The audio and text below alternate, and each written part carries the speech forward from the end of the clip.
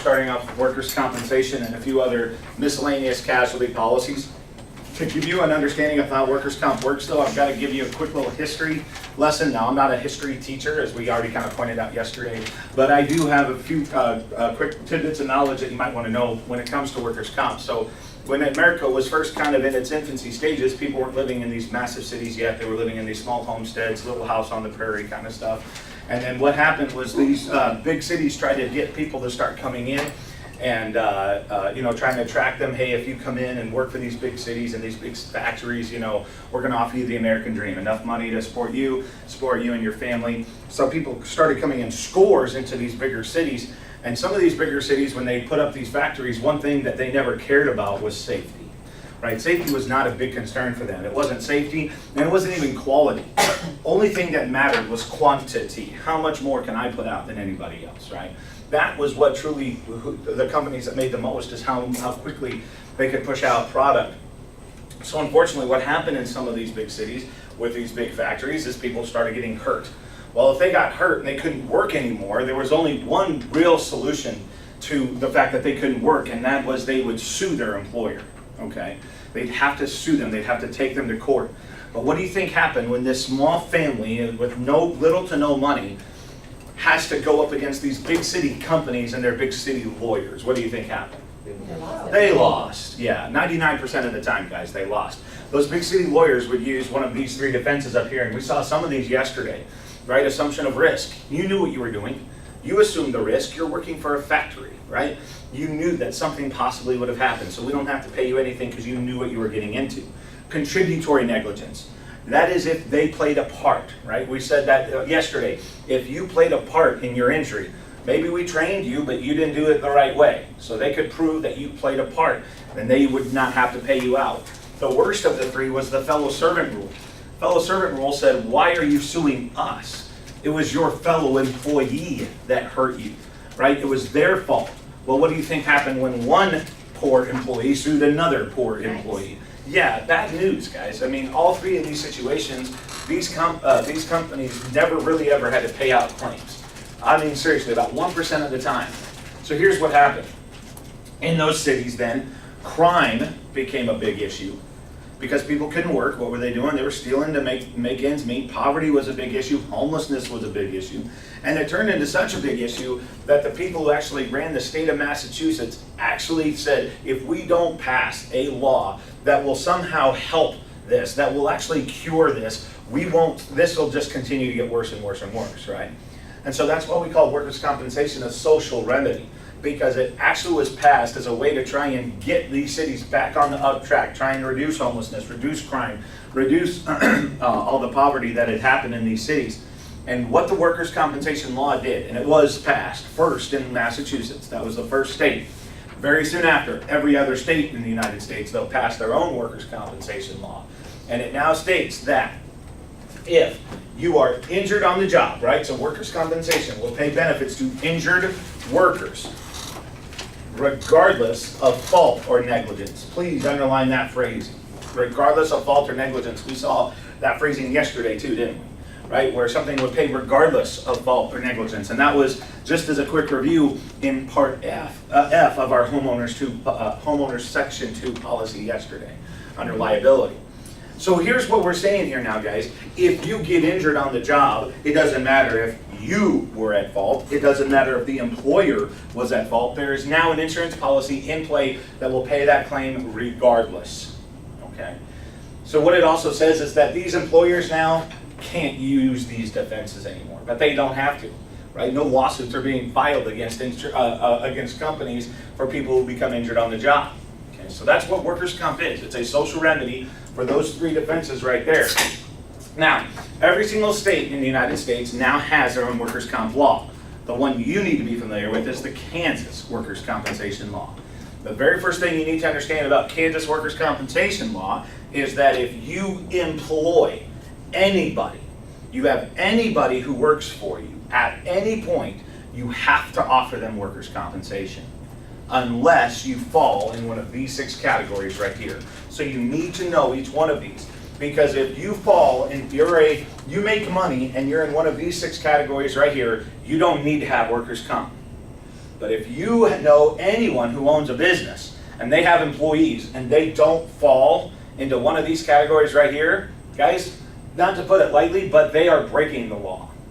Because I told you, workers' compensation is a law, okay? So here's how it works.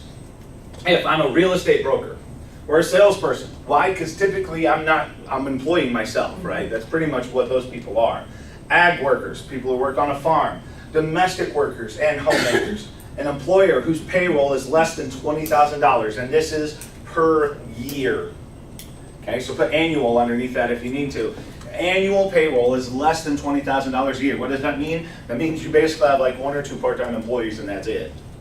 Okay, so if your annual payroll is less than $20,000 a year, if I'm covered by federal law, right? If I'm a federal employee, we already said we're not federal employees for purposes of this test, and sole proprietorships, partnerships, and self-employed individuals. So according to Kansas state law, if you are not part of one of these 6 categories right here, and you have someone in your employ, right? Someone who's working for you, that you're giving them a paycheck, you have to offer them workers' compensation insurance. Okay? Now, you also need to know how it's rated. When I use this term rated, we're talking about how much you pay for it, okay? And you need to know there's 2 major factors that go into your workers' compensation rating. The first thing is your annual payroll. How much you are paying your employees on an annual basis, all right? And the second thing that comes into play is what type of job do you do, right? Are you doing a dangerous job? Are you doing a less dangerous job? Okay, so based on your annual payroll and how risky your job is, then they give you a general premium of how much they need you to pay in for that year to be compensated for any kind of claim against your company because someone got injured on the job, okay? All right, so 2 things. Once again, annual payroll and what type of job you do. Here's how the whole rating process works, okay? It starts off with a deposit premium. Everyone underline that word deposit because this isn't the last time you're going to see that today. What is a deposit premium? Basically, it works like this. They come up to me and say, Mr. Kemper, based on your payroll from last year, or based on any kind of figures that you have, they ask me, how much do you think you're going to pay out in payroll this year? I don't know for sure, right? I mean, things are going to happen during the year, but I can give them an estimate, can't I? Right? I will estimate my payroll, and I'll tell them what kind of job I do. So I'll say, you know, based on last year's numbers, I think I'm going to pay out $100,000 in payroll. Oh, okay. So based on that, based on your job, this is how much you're going to have to pay. Okay? And that is what you pay up front. Another term we use to describe this is a term you may have heard before used in the insurance industry. It's called a balloon payment, right? That's something that someone pays ahead of time. But here's what happens. At the end of your policy period, they come back up to you and say, hey, Mr. Kemper, how was your year? How much did you actually pay out in payroll? And if I go up to them and I say, hey, you know what? It was a great year. I actually had to hire on a few new employees. Had a few new sales staff. I paid like $160,000, $170,000 in payroll this year. Oh, you did? Did you let us know? Because if I didn't let them know, what happened? I underreported, didn't I?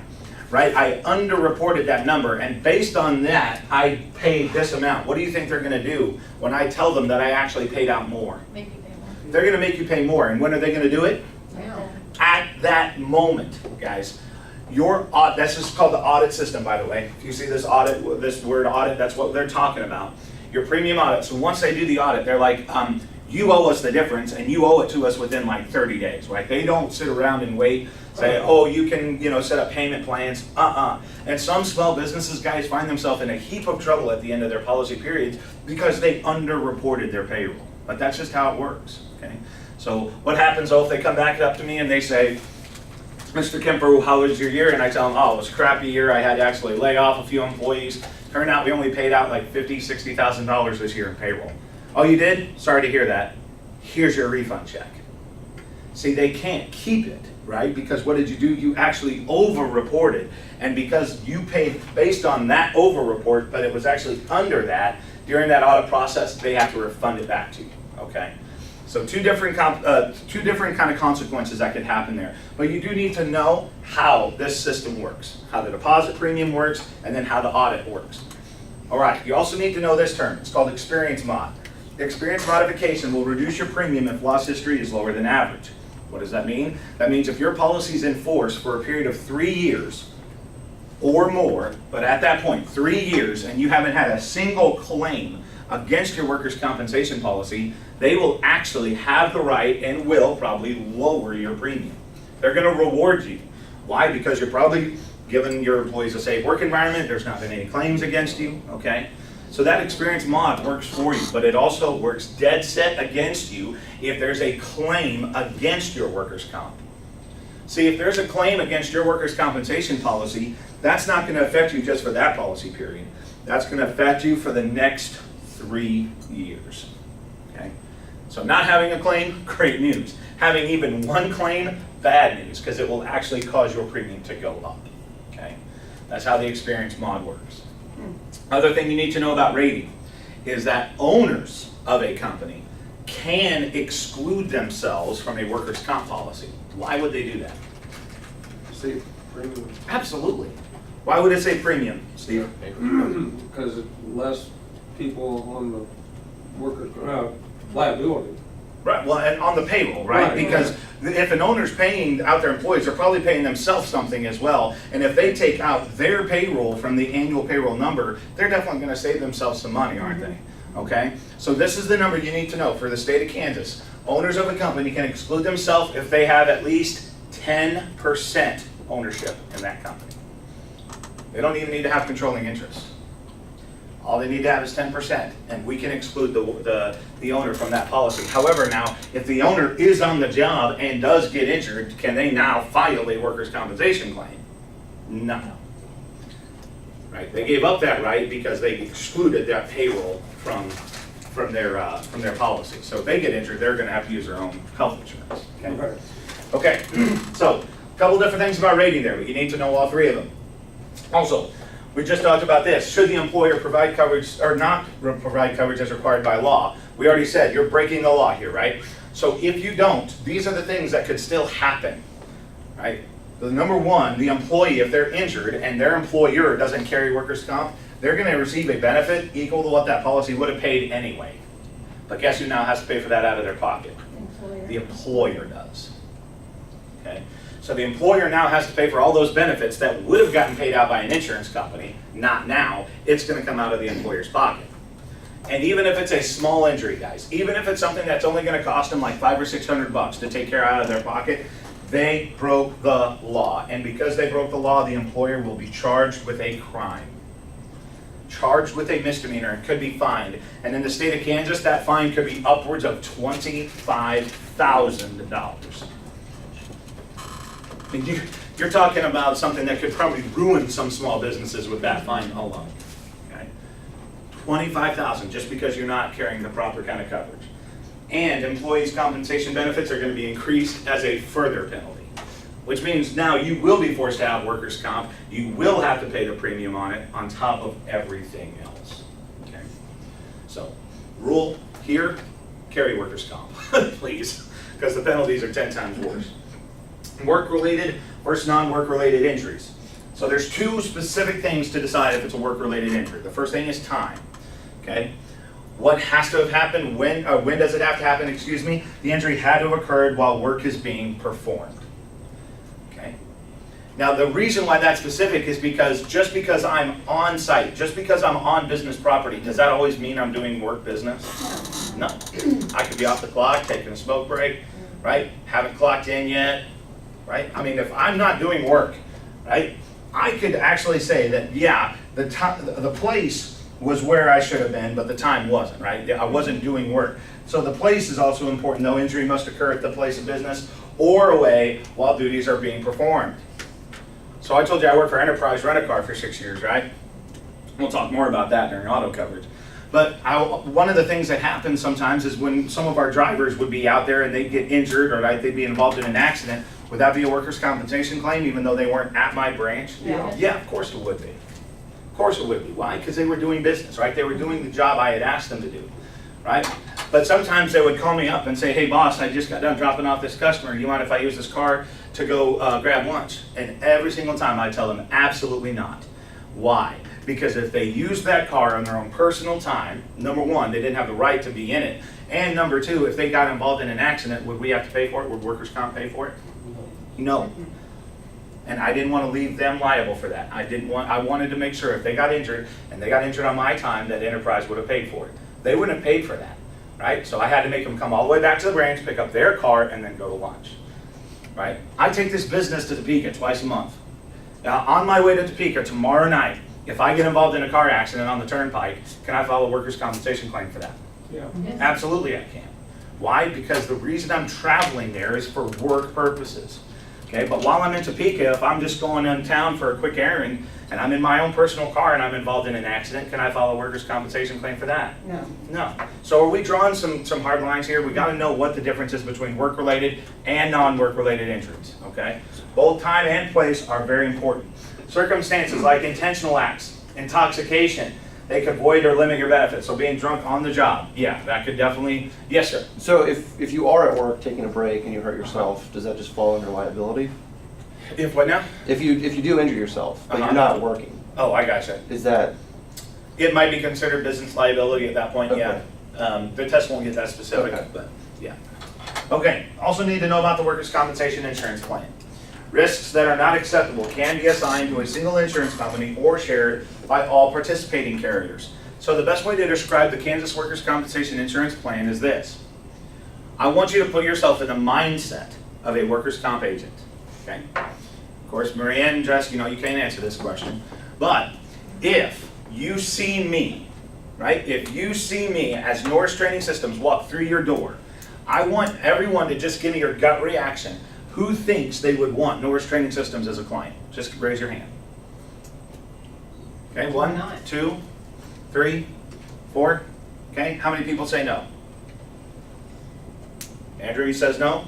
Okay, all right, I'm gonna pick on Tamara and Andrew over here because I've got both a yes and a no. Why would you say yes, Tamara? The likelihood of somebody getting injured while being here would be pretty low. Okay. And that's why you would want Norris Training as a client, is because you just don't think there's any chance I would, yeah. Okay, Andrew, why would you say no? Because like you said, the low chance that like the truck does come in or something, there's always a chance of getting hurt, Okay. no matter where you are. I mean, I can walk down the street and break. Sure, there's always risk, right? We live life with day-to-day risk. Okay, all right, so both good reasoning. The answer to this question is you absolutely would not want Norris Training System as a client, and here's why. We don't have a large payroll, right? I'm the only full-time employee this business actually has, right? So we don't have a large annual payroll, and we don't have a dangerous job, do we? All right, this is not dangerous. One of these days I'll turn it into a dangerous job, I'm sure. But this is not a dangerous job. So not a large payroll, not a dangerous job. How much do I pay in premium for workers' comp? Not much, right? I'm not looking for a number. I'm just trying to give you generalities here. I don't pay that much for workers' compensation, okay? What would happen when I eventually have to file a claim against my workers' compensation policy? You're gonna have to fight them. The claim is going to be far outweigh any kind of premium that I paid in, right? I am actually determined what's called an unacceptable risk. Why? Because any type of claim against my workers' comp policy would far outweigh any premium I paid in. Does that make sense? Right? I mean, you think about this. I pay in a small amount of a premium over the next 2-3 years, and then I have a massive claim, right? I'm involved in an accident that's gonna hurt me for the rest of my life. That insurance company is going to take a massive financial loss against that, right? Because they didn't take in much in a premium at all. And they're gonna fight you Okay. like crazy. Probably, right? Because they're going to try and find some way to compensate themselves for the massive financial loss that they're going to have here. All right, so we understand maybe real quick why a workers' compensation I wouldn't be an acceptable risk. But let me ask you this: is it still an option for Norris Training to have workers' comp? Yeah. According to state law, is it an option? Yeah. No. It's not an Oh, option. no, because you have to. It's Right, I not- have to have it. I mean, my payroll is a little bit more than that, okay? So yes, I have to have workers' comp, okay? Business has to have workers' comp. So what do? I go to insurance companies and they turn me down. Why? Because I'm not an acceptable risk. The insurance department though says I have to have workers' comp. What is my choice then? I enter this plan right down here. This plan basically states that I have to make 3 separate attempts to enter the normal market, right? Go to 3 separate workers' compensation companies, but if all 3 of them turn me down, then I go into this plan right here and I become what is called an assigned risk. Okay? Why do they call it an assigned risk? Because every single company that offers workers' comp in the state of Kansas has to take on their fair share of what's called assigned risks. So if they're going to offer workers' comp in this state, they know eventually the workers' compensation insurance plan is going to come knocking on their door saying, hey, guess what? Your turn.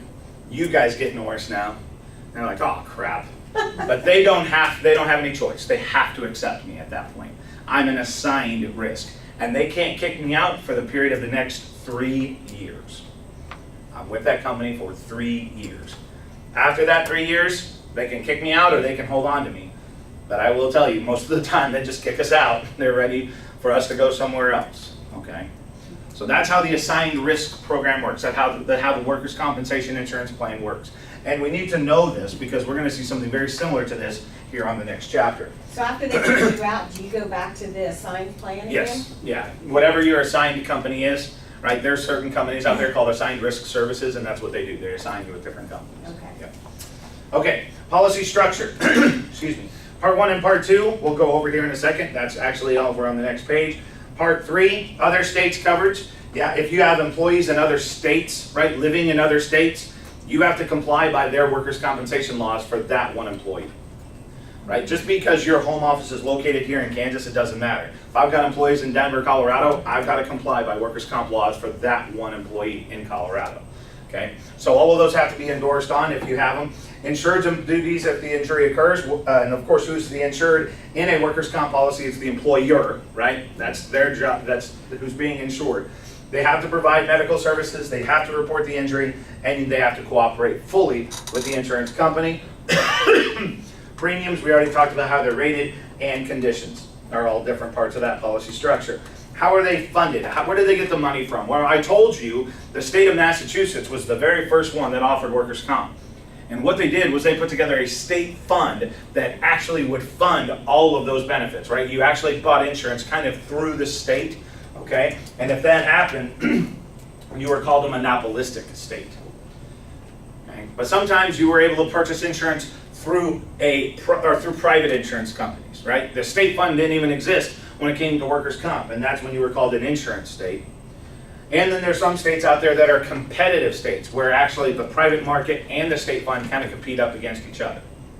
The state of Kansas is a what state? Anyone know when it comes to workers' comp? Well, I can tell you this for certainty, there is no state fund when it comes to workers' comp. We are an insurance state. No. Workers' comp benefits are purchased solely through private insurance companies. Okay. Now, the workers' compensation law is divided up into two major parts. You got Part 1, which is basically workers' comp as we know it right now, and then Part 2 called employer's liability. We'll get to that here in a second. But Part 1, the Workers' Compensation Act, the law, will cover statutory claims. Remember, we went over this term yesterday. When I use that term statutory, what does that mean? State law. Yeah, state law. That's exactly what it means. Statutory state law made against the employer will cover all occupational injuries. Stop there and underline that phrasing. And remember, what had to have happened in order for it to be an occupational injury? It had to have happened at the place of business and while work is being performed or away as long as work was still being performed. Okay. That's how you define occupational injury. However, there's another little definition up here that we need to talk about. It's not going to only cover occupational injuries, it's also going to cover occupational what? Diseases. What in the world is an occupational disease? Well, there was actually a law that was passed called the Kansas Occupational Disease Law, that there were 3 diseases, 3 sicknesses, 3 illnesses that you could actually have that would be attributable to the employee-employer relationship. Okay? So let's go over all 3 of them. The first one is asbestos poisoning. The second one is black lung disease. And the third was carpal tunnel syndrome. All 3 of those now, if you want to file a claim, if you want to file a workers' compensation claim against your employer for any single one of those 3 things, there will be there's no courts, there's no investigation, there's no defense. Why? Because this is all still part of Part 1. Remember what part one's gonna do? It's gonna pay out claims regardless of what? Fault or negligence, right? Pays out regardless. So if I wanna file a claim for any of those 3 diseases, it doesn't matter. They're gonna cover it regardless. But is asbestos, black lung, and carpal tunnel the only kind of things that could happen, only kind of sicknesses or diseases someone can get from the employee-employer relationship? Of course not. Right? But those are a good start, right? Those are the 3 that they set in stone that yes, they are. So here's what would happen. If I got sick on the job and I thought it was because of my work environment, and I couldn't file a claim underneath part 1, right, because it's not listed as an occupational disease, what do I have to do? I have to sue my employer. But this is the defense form that comes to their case, right? Remember how yesterday when we talked about homeowners policies, section 2 is our liability? Yeah, workers' comp has its own liability in it as well. It's called employer's liability. So underline that phrase because you're going to see it again and again today. Employer's liability is part 2 of your workers' comp, and it covers common law claims. When you saw that word yesterday, common law, who got involved? Judge. The judge did, right? Common law claims. The judge now has to decide, was your illness, was your disease attributable to your employee-employer relationship? More likely than not. And if they did find out that yes, indeed, it was attributable to the employer-employer relationship, it becomes an occupational disease at that time. But if there's nothing on the books yet, and we're not gonna get paid out, what are we gonna have to do? We're gonna have to sue them, okay? All right, so we'll come back to this here in a second to talk about the benefits underneath part 2, but I really wanna break down part 1.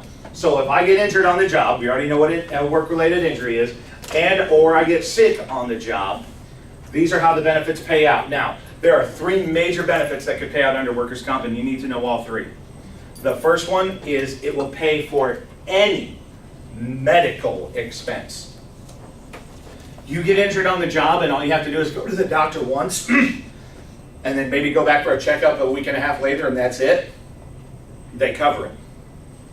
If you get injured on the job and you will have to go back to a doctor every single week of your life in order to rehab and fix whatever happened, they have to pay for every single cent of it, guys.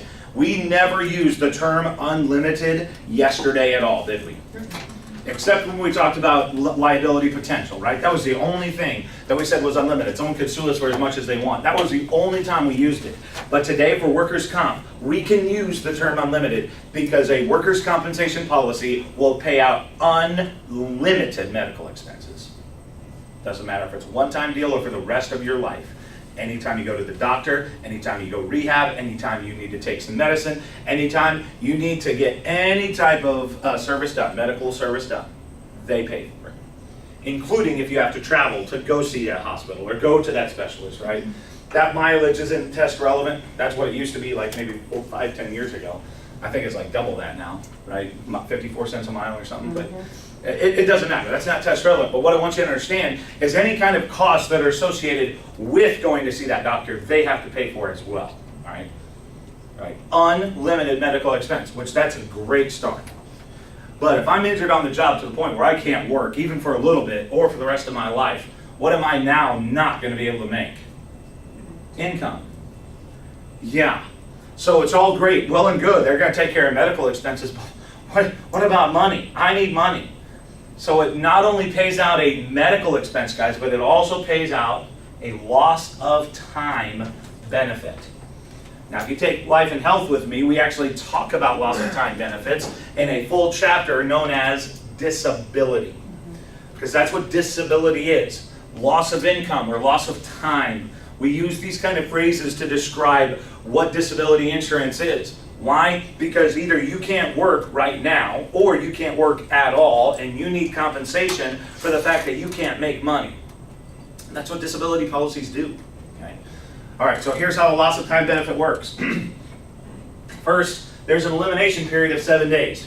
What does that mean? That means that your payment won't start until 7 days after your injury or after your illness, okay? But after 7 days, then, it would once again start paying out. It could be retroactive after 3 weeks. Why? Because sometimes, especially in the event of a disease or a sickness, you don't know how sick you really are until much later on down the line, okay? All right, so these are the different levels of disability. Remember what I said, loss of time benefits are disability payouts. So these are the different levels of disability you can have. The first one's called temporary partial. This is how I want you to break it down. If it's a temporary disability, will you get better? Yes. Yes. And if it's a partial disability, can you still work? Yes. Yes. That's how we're going to break it down, okay? If it's a temporary partial disability, you will get better and you can still work. And in the state of Kansas, the loss of time benefit could pay up to $130,000. That's maximum total, right? That's not per year, right? That's a maximum total. So is this going to cover you for the rest of your life? No. No. But is it a good start? Sure. Yeah, something's better than nothing, okay? Also need to know what a temporary total disability is. Temporary, will you get better? Yes. Can you work if it's a total disability? No. No. Not right now, anyway, okay? So if you're unable to work, but you eventually will recover, that is a temporary total disability. Same benefits pay out. State minimum benefit is $130,000. Can these limits be endorsed to be higher by your employer? They can, but it's going to definitely affect their premium, okay? All right, also the next level of disability you need to know is called a permanent partial disability. Permanent, will you get better? No. No. So this is like in the event that you have something cut off, right? You cut off a hand, you cut off a finger, you cut off a leg, foot, whatever. In these kind of payouts, with permanent partial, so permanent you're not going to get any better, but partial, can you still work? Sure. Sure. Okay, so in the event of a permanent partial disability, here's what happens. It pays out a scheduled injury payment. What did the word scheduled mean yesterday? Itemized? Itemized, yeah. Named, listed. What do you think is listed under a permanent partial disability payout? What's your injury? It's the body parts. You're paid out based on what body part got cut off. I know it sounds morbid, but $1,000 for this, $2,000 for your thumb, $3,000 for your pinky, whatever. You ever want to know how much you're worth? Look at a disability policy. It will line it out for you. Okay? Okay, so that's how these permanent partial disabilities pay out. It's based on body parts. I hate to break it down that way, but that's really true. And the last one then is a permanent total disability. Will you get better? No. Total disability, will you be able to work again? No. Okay. So that's the worst of the four, and that's why the benefits are a little bit higher there. It's $155,000. Okay. All right, so it pays out medical expense, it pays out loss of time benefit, and it will also pay a benefit if you are killed on the job called a survivor's benefit. Okay. So a survivor's benefit would pay a $300,000 lump sum plus survivor income benefits for widow and children up to age 18. Bear allowance in the state of Kansas is $5,000. So all of these benefits that we just went over right here, these are specific to the state of Kansas, right? The limits are specific to the state of Kansas. So I keep on emphasizing Kansas, Kansas, Kansas, because yes, this is where you're going to see these kind of questions, okay? Now, one of the generic parts about workers' comp, though, is that it pays out three benefits, right? Pays out medical expense, pays out loss of time, and pays out death. You do need to know that. Now, an employee has 10 days to notify if there's been an accident. Right? If an employee gets injured on the job, they actually have the responsibility to go to their employer and say, yeah, this happened, even if it's small, even if it's trivial, right? That's what I always told all my employees. If you get injured on the job, you need to come tell me, because we need to get you checked out, even if it's something that we think is small, okay? Because here's what you don't want to have happen. Employee to injure themselves, not tell anyone, come back to you 14 days later and say, yeah, I twisted my ankle on the job, but now it's the size of a beach ball. Can you help me out? We can't. You're going to have to use your own insurance now because you didn't follow our rules. You did not report that injury. Now, as we said before, though, if you get sick on the job, if you have a disease, do you always know how severe that disease is, or that you can even attribute it to something that happened on the job? No. And that's why the time frame is much, much, much, much higher here. It's 90 days. Okay. So 10 days for an injury, 90 days for a sickness or a disease. A lot of numbers on this side of the chart here, guys, but you gotta know them. Okay. Jumping over here to part 2 then. Common law claims. Remember, we're going to file a common law claim if it's not covered by workers' comp, right? Not covered by part 1. It's not listed as an occupational disease. Okay, so it's going to cover the insured, once again, as the employer, if a lawsuit is brought by an employee that is not covered by the Compensation Act, a disease that is not classified as an occupational disease, and also allows for third-party lawsuits made against the insured. But remember over here how there was no limit to all the medical expenses that could actually happen here. But if we have to sue our employer, what is the maximum amount of benefits that could pay out? $100,000. That does have a limit. This doesn't. That does. And if you want something to compare it up against, $100,000 was also our limit on our what yesterday? Our basic liability. Yeah, on our homeowners, right? Section E, everyone remember that? $100,000. I told you, you got to remember these numbers, okay? Yeah. In the state of Kansas, it was $100,000 for Part E of your Section 2 liability, okay? So, once again, that liability limit, can that be increased? Sure it can.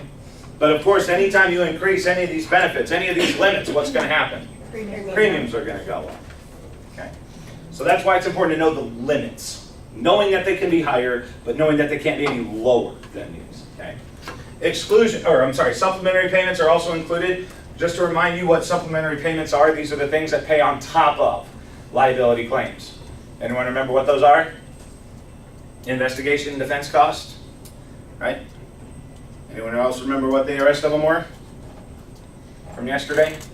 Premium on a bail bond, premium on appeal bonds, accrued interest after judgment, and of course any expenses at the insurance company's request.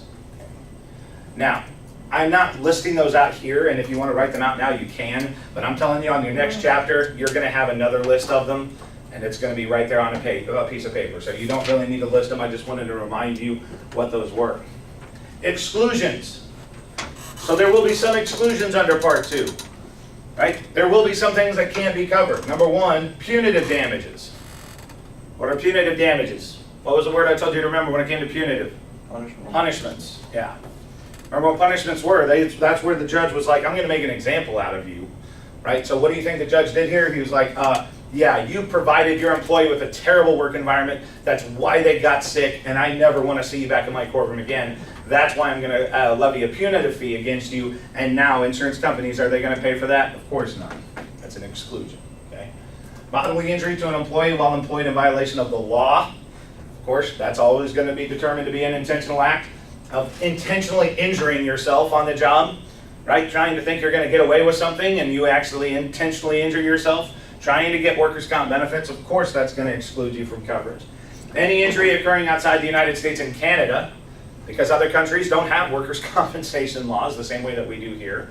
And of course, if you have any employee who are traveling overseas, what you're going to need to do is endorse them on, okay? You can endorse them on as an extra kind of coverage. You're going to have to pay more for it, okay, if they travel abroad. Any damages arising from discrimination, sexual harassment, wrongful termination, anything along those lines, if an employee wants to sue you for something like that, you're not covered underneath Part 2. You have to have a different type of coverage, and we'll talk about what that is here in a second.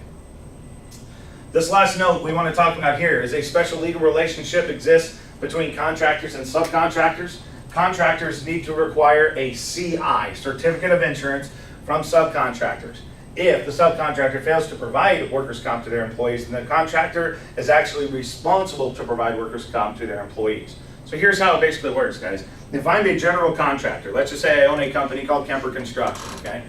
And I have all these employees, and I'm out there doing every single job I can. Sometimes I need to hire other companies to come in and do jobs for me, like roofing, concrete, you name it, right? Drywall. So here's what happens. If I hire these other subcontractors, if they are large enough, aren't they probably carrying workers' comp of their own? Of course they are. Do I need to cover their employees at that point? No, because they're already covered. But guys, sometimes when you hire a subcontractor, they're working for themselves, okay? And if they're working for themselves, do they have to have workers' comp? No. No, but if a general contractor hires a subcontractor who's working for themselves, that subcontractor is now necessarily called an employee, aren't they? Yes. Right? They're employed with the general contractor, and now what does that general contractor have to do? They have to actually report the payroll that they're going to be paying this employee for that job as part of their workers' comp policy, because they need to add them on. Anything happens as a result of them working for this company for that project, they have to be covered. Okay? So that's why you need to know that term right there, CI, Certificate of Insurance. It proves if they already have workers' comp, that the general contractor doesn't have to do anything.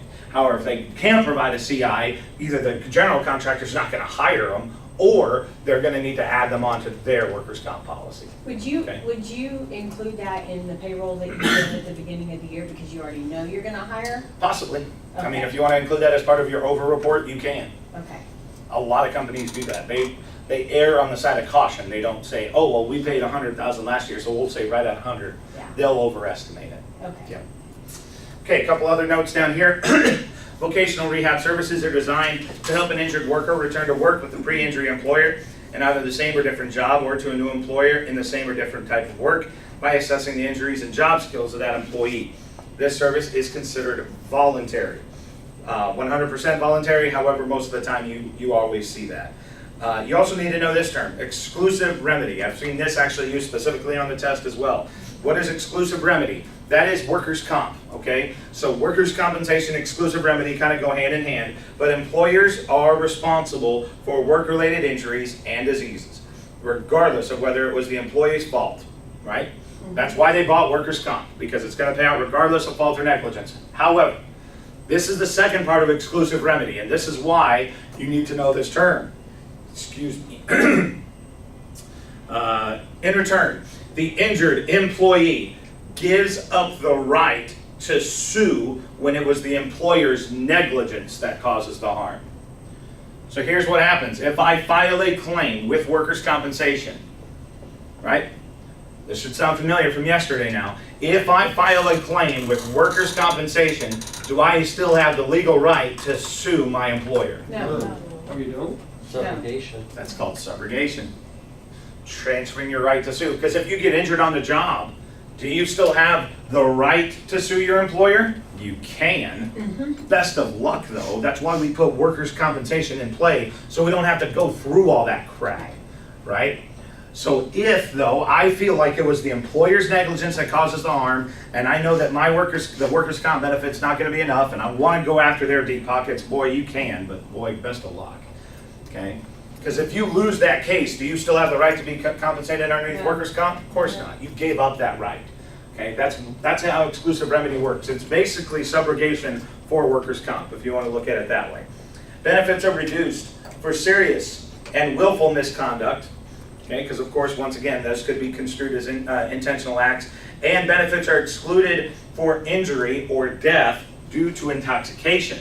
So we just said, if you're drunk on the job, right, that could definitely void or limit your benefits, unless the employer knew that you were using alcohol and decided to let it go on anyway. See, if that happened, then that actually wouldn't void the benefit at that point. How would you So the feel? rule is, if you're gonna drink on the job, drink with your boss. Because then at least you know you're covered. And make sure somebody else knows. Right, yeah. Benefits are payable and increased as a penalty also for illegal employment of minors. So guys, these last two pages that we just went through, these are some of the most important pages you're gonna see when it comes to the state portion of this test, okay? I mean, there's a lot of information on these last two pages, so you definitely have got to know both, the items that are on both of those. Spend some time reviewing this stuff tonight, these numbers, these facts, what's gonna happen, the penalties, how the workers' comp plan works. It's just a lot of information. A couple other things I wanna talk about. Umbrella insurance. We call umbrella insurance also excessive liability. Why? Because remember, when we talked about liability yesterday, and even when we just talked about it a second ago, liability is always going to be associated with a limit, isn't it? Right? There's no liability policy out there that pays unlimited when it comes to liability. There's always a specific amount that they're going to pay up until. So if someone wanted to sue me, and under my homeowner's policy I only had $100,000, after that $100,000 pays out, if there's still more that has been awarded as part of that judgment, who would have had to pay out for it out of their own pocket? I would have. Which is why it's highly recommended that people carry these policies called umbrella policies.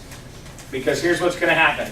Once you hit whatever your limit is under homeowners, whether it's 100, 150, 200, whatever, then if you have umbrella policies in force, they kick in as soon as that limit is matched, right? So as soon as that limit's hit, it's not like you have to pay a deductible, it's not like you even have to wait, it's not even that they have to do their own kind of investigating, right?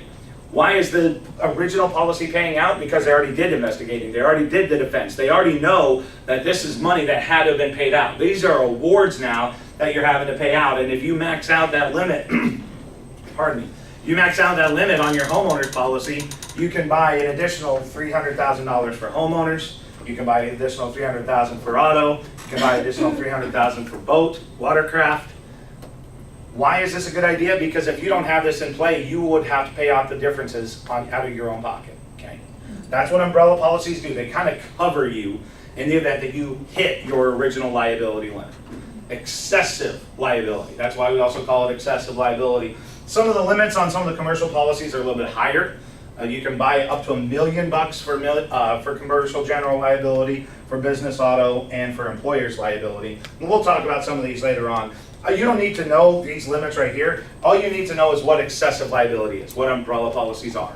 They cover you in the event that you hit your original limit from your liability policy. Okay. Also need to know these policies right here, called professional liability. We talked about professional liability yesterday just a little bit when we talked about Section 2. Because remember when we talked about Section 2, how we said, as insurance agents, we're going to cause someone in the course of doing our business financial loss, right?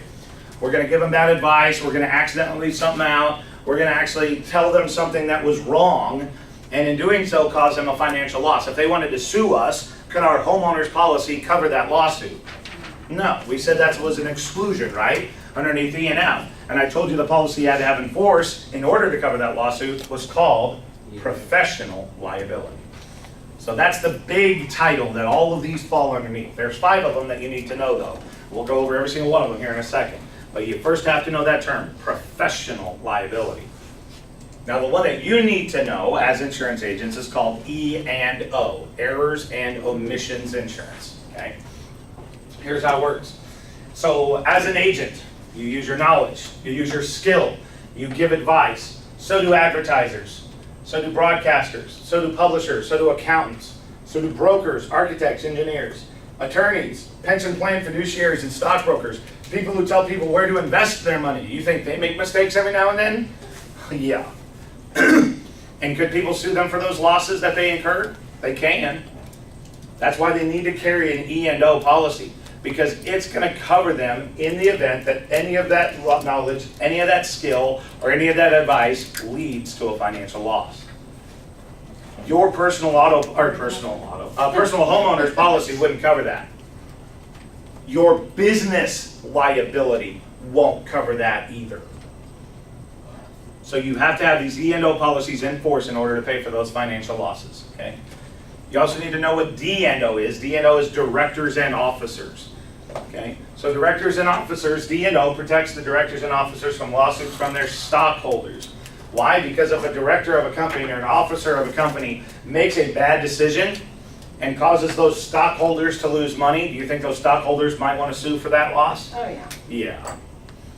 Business liability going to cover that? Nope. Their own personal liability going to cover that? Nope. That's why you have to carry these extra policies. And guys, one thing you need to know about all 5 of these is these are all standalone policies. So if you want to write that term right up here at top, these are standalone. You have to pay your own premium, you have to apply for them, right? These aren't endorsements. These aren't things that you add on. This is something you have to pay for it on your own, okay? So we went over E&O, D&O. The next one you need to know is called EPL, Employment Practices Liability. In the course of doing a business, the owner could be responsible for things like wrongful termination, discrimination, verbal abuse, physical abuse, mental or emotional abuse against an employee because of either their race, their gender, their sexual orientation, you name it. In our Sue Happy society, if we look at someone the wrong way, they could try and sue us for some kind of discrimination, okay? Now, when it comes to the course of running your business, any type of those lawsuits that comes against your business will not be covered by business liability. You have to carry what's called an EPL, Employment Practices Liability. Remember how I said workers' comp didn't cover for losses caused by discrimination? That's because you need this instead. So if you're not familiar with this term EPL, you really probably should be. Employment Practices Liability. It's a separate policy that covers for losses caused by discrimination. Okay. Also, medical malpractice. To term that you might be familiar with if you watched any shows like Grey's Anatomy or ER. Doogie Howser, any Doogie fans in the house? Did I just show my age? Okay. Medical malpractice insurance is professional liability for coverage for healthcare professionals. Helps defend lawsuits brought by current or former patients. Why? Because in the course of doing their job, doctors could make mistakes, misdiagnose, give the wrong medicine, give the wrong treatment. It could lead to extra treatment, it could lead to extra costs, and it could eventually, unfortunately, lead into someone's death, right? And so the family of the person who may have passed or who at least had the extra treatment, could they sue the doctor for that? All the time.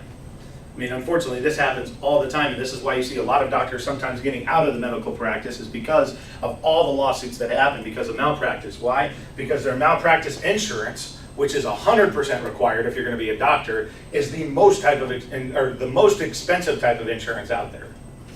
In some rare cases, not all, some rare cases, the premiums on these policies can be already up in the 6 figures. Gee whiz. I mean, yeah, doctors make a lot of money, but they also pay a lot of money to be protected. And the last one, it's called data breach or cyber liability. Any business that asks for personal information from its customers or clients takes on the risk that it could be leaked or hacked. Examples, like taking customer social security numbers, their driver's license numbers, and credit card numbers, they would all be susceptible to a cyber attack.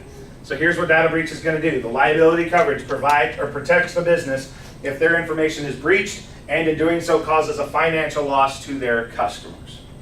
Right? We saw that happen a couple years ago with Target, right? Hobby Lobby, I think, went through this, and I thought I just saw over the weekend, it was like a restaurant that went through this as well, where their information was actually hacked, right? And their customers' information was leaked on the black market. Guys, if they can prove, if their customers can prove that there's been a financial loss because of the fact that their information got hacked, that has to be covered by data breach. So this is a liability policy that's just come into play here in the last 10, 15 years, right? But there are a lot of companies out here right now that actually specialize in cyber liability, okay? So all 5 of these policies, you have to understand, have specific roles. Neither one of them kind of coincide with the other, right? But you can see how running a business, you might need to have E&O and EPL and data breach, right? I mean, as a business owner, there's a lot of liability risks there that sometimes people don't even think about. All right, so that's what professional liability is. The last thing I want to address on this chapter is our bonds, excuse me. And what is a bond? Guys, I want you to write out this phrase because to me, I think this actually summarizes what a bond does.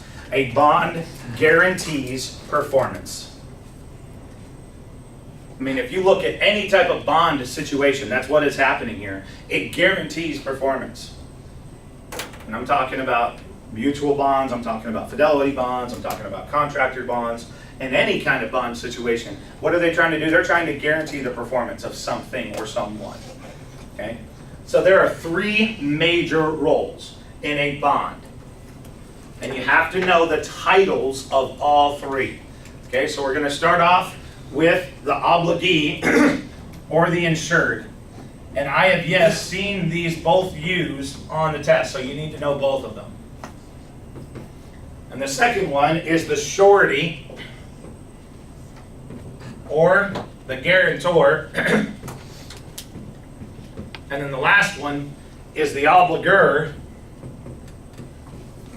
We also call this person the principal. Okay? So these are the titles. Now, we need to understand what the roles are of every single one of these titles here. And I want to start off with the surety guarantor, because to me, this is the easiest one to understand. See, if a bond guarantees performance, someone has to be guaranteeing that performance, don't they? They're the ones that are guaranteeing the performance. That's why we call them the guarantor. They're the ones that are guaranteeing the performance. And if the performance doesn't get done, right? If it doesn't happen the way it should, who has to pay out the loss? They do. Typically, it's an insurance company. Typically, the surety guarantor is an insurance company, okay? But not all the time, okay? Not all the time. But this is the company or the entity that is guaranteeing the performance. The performance is going to change depending on the bond. okay? But this is a person that guarantees the performance. Who are they guaranteeing it to? This person right here. The insured. This is the person who's being insured. This is the one who wants to make sure the job will get done the way they were told it was going to get done. Okay? So the guarantor is the person that guarantees this person that the job will get done. Okay? I'm just putting these roles in my own words. If you want to use this terms up here, you can. But I'm just trying to give you the best way I know how to describe this. So they guarantee to this person that this person will do the job. See, this is the person whose performance is being guaranteed. This is the one that's actually going to be doing the work. Right? This is the one that's actually going to be doing what they say they're going to do. Okay?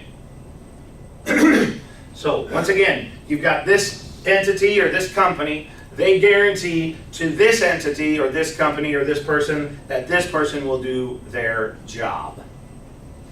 Those are the three roles in any kind of bond. I would challenge you to think of any kind of bond situation that you know of. It can be broken down into those three roles. Okay? Now, there's two different bonds that you need to be familiar with for this test. The first one is called a fidelity bond. These are also called honesty bonds. So go ahead and write that term down. Honesty bond. What is an honesty bond going to do? Excuse me. It protects an employer from loss in the event that its employees cause loss through dishonest or negligent action. Coverage ends for an employee after dishonest act has been discovered. Discovery period allows the business owner 2 years to discover if a past employee had taken any money or property. There are three roles. Excuse me. 3 roles in a fidelity bond. The first role is the what? Protects the employer. Employer. Employer's role number 1. Who's role number 2? Employee. The employee. Yep. And what's role number 3? It's the insurance company that provides the bond. Okay. These are the 3 roles in a fidelity bond. You have the employee, the employer, and the insurance company.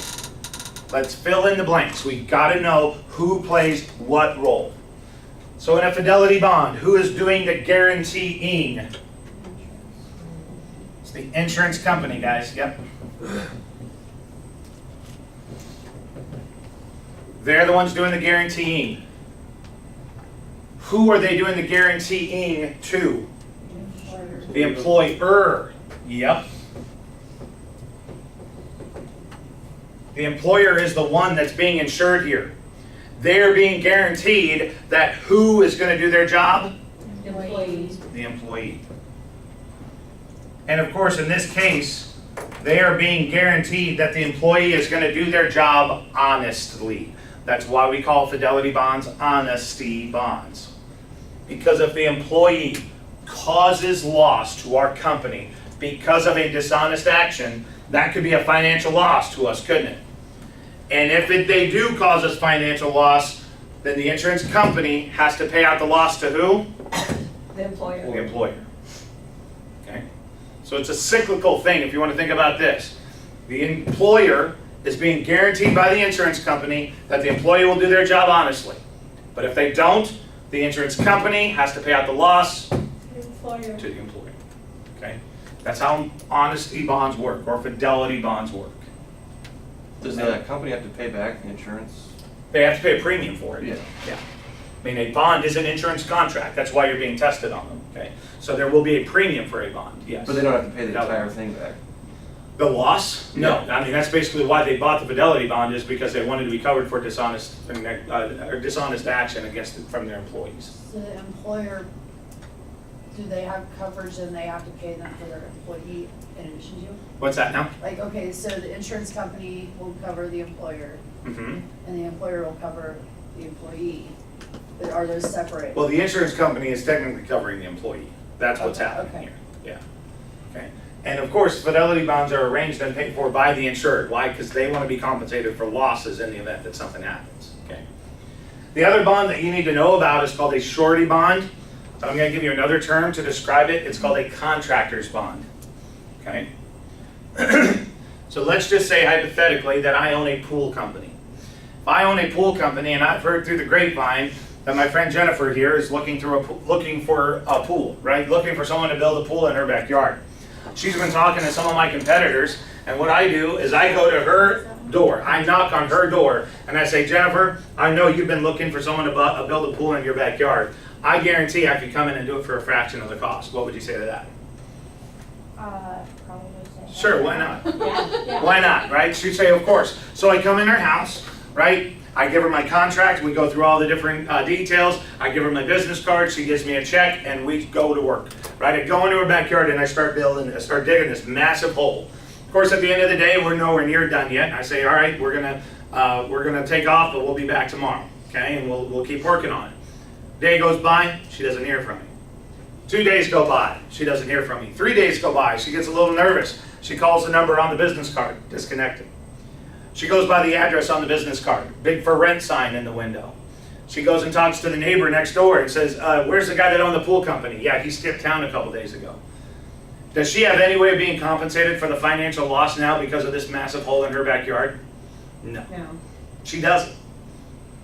Why? Because I basically took advantage of her, didn't I? This is a scam, right? We've seen stuff like this on the news all the time, or 48 Hours or anything like that, right? Where people are being taken advantage of.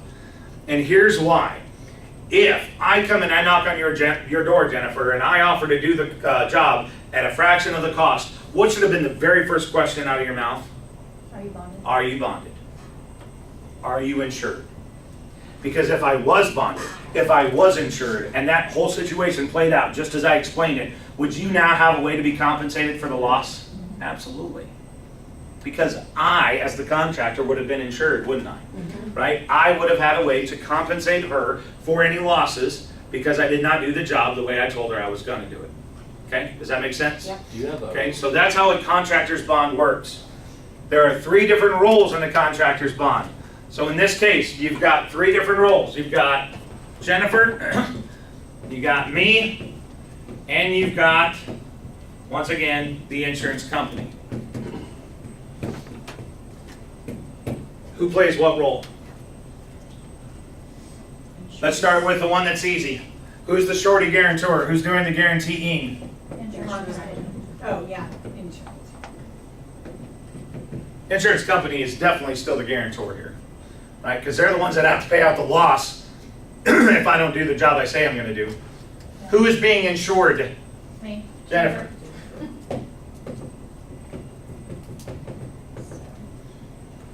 And then who is doing the work? Whose job is being protected here? Mine. Only now, in a contractor's bond, in a surety bond, who pays for it? You do. Does she pay for it? No. That wouldn't make any sense here. It did when it was a fidelity bond, right? So the fidelity bond, they pay for it, but does Jennifer pay for this thing? No. Of course not. Who pays for it? You include. I pay for it. Why? Because if I can give you a bond, I can prove to you that I'm insured. What does that say about my business? That I'm reputable. Yeah. See, guys, when you come across businesses that are bonded and insured, typically they actually are charging more, but now you know why.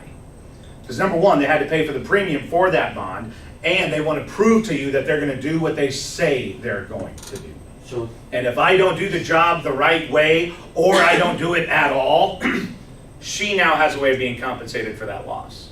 That's what contractor's bonds, that's what surety bonds are. So- Now, a contractor's bond only lasts as long as the contract lasts, okay? Now, sometimes contracts last 5-10 years if you're serving one client, but a project-based business is going from client to client to client to client. Do they need a new bond for every single time they go out? For each Yes. person, yeah. Yes, they do. All right, I had 2 questions here. Number 1. so if like you come to me and I say, do you have a bond? Uh-huh. And you say yes, but you Yes. don't, like, do you? I have to prove it to you. You- I actually have to So give you a by piece of right- paper. If I ask, you have to show me. Absolutely. Okay. Yeah. I mean, if you're bonded and you're insured, you got the piece of paper that proves it. Okay. That's my question.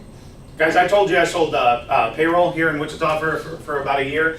one of the things I had to do when I went out to my businesses is I had to tell them that my company I represented, it was Paychex, we were bonded and insured. What did that mean? That meant that if we withdrew money from their account and then our CEO decided to skip, the country with all that money, we were insured that the insurance company would still pay out that payroll, right? We would still do what we say we're going to do. All right, there's one other kind of bond situation that I don't think you're gonna see a test question on, but I think really kind of wraps up and really kind of reinforces these three roles. So I want you to think about this situation in a bail bond situation. There are three roles, and I want you on your piece of paper down there to write them out just in the next 30 seconds. I want you to try and identify who are the three roles in a bail bond situation. Once you figure out who those three roles are, I want you to assign them each a different title. Once you think you know the answer, you can raise your hand. It's not as easy as you might initially think.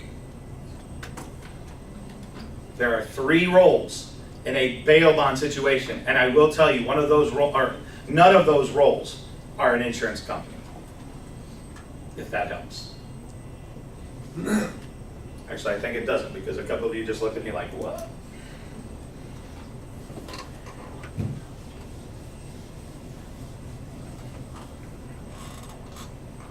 Anyone think they want to give it a try? All I have is bondsman and client.